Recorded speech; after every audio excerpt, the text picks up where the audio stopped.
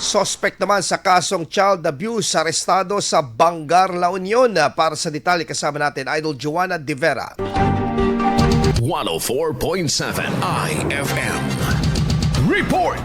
Arestado ang isang 28 anyos na lalaki ng mga tauhan ng 104th Maneuver Company Regional Mobile Force Battalion 1 kaugnay ng kasong pang-aabuso sa bata sa Bangar, La Union. Ayon sa otoridad, inaresto ang suspect dahil sa paglabag sa Section 10A Article 6 ng RA 7610 kung saan may inirekomendang piyansa na nagkakahalaga ng 80,000 pesos.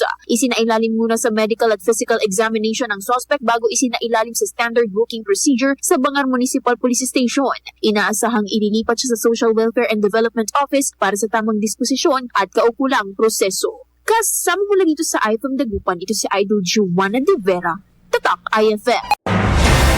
IFM News. IFM News. IFM News.